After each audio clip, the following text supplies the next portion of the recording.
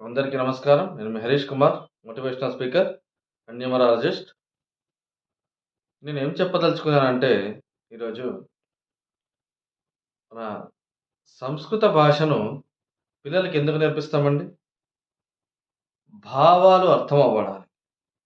సంస్కృత భాష గాని, తెలుగు భాష గాని స్పష్టంగా వస్తే భావాలు తెలుస్తాయండి. అదే మన ఇంగ్లీషు భాషలో ట్రీ అంటాం చెట్టుని. ట్రీ అంటే చెట్టు అని అంతే. అంటే జీవం లేనిది అని. అంటే జీవం లేని ఒక చెట్టు అనే వరకే వస్తుంది. అదే భూమిని ఏమంటామండి ఇంగ్లీష్‌లో? ఎర్త్. ఎర్త్ అంటే ఏంటి? ఇంగ్లీష్‌లో ఏమంటారు? అక్కడికి ఆగిపోతుంది అంతే.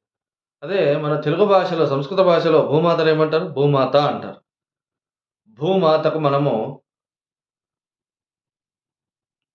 రోజు ఉదయాన్నే లేవగానే సముద్రవసనే దేవి అనే విష్ణుపత్ని నమస్తుభ్యం అనే శ్లోకం ఉందండి.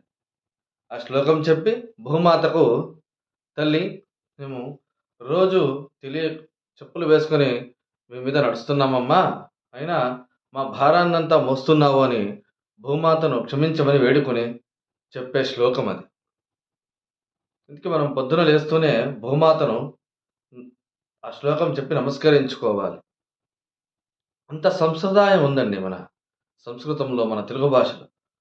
సంస్కృతి సంప్రదాయాలకు పెట్టిన పేరు మన సంస్కృత భాష, తెలుగు భాష, కన్నడ భాషలు ఇలాగ. ఇంగ్లీషు కావాలి. మనం ఉద్యోగం సంపాదించుకోవడానికి, విదేశాలకు వెళ్ళడానికి ఇంగ్లీష్ తప్పనిసరిగా కావాలి.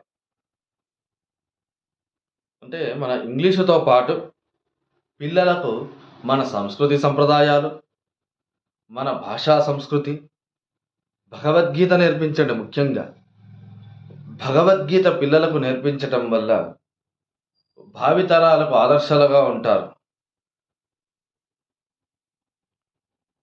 అది మన సంస్కృతి సంప్రదాయాలకు, మన సనాతన ధర్మం గురించి నేర్పించండి ముఖ్యంగా. చిన్నప్పటి నుంచి నేర్పించటం వల్ల వారికి మన సంస్కృతి గురించి తెలుస్తుంది. భావితరాలకు మార్గదర్శకులుగా ఉండి వాళ్ళు వేరే వాళ్లకు తెలియజెప్తారు, నేర్పిస్తారు. ఇది నా విన్నపం.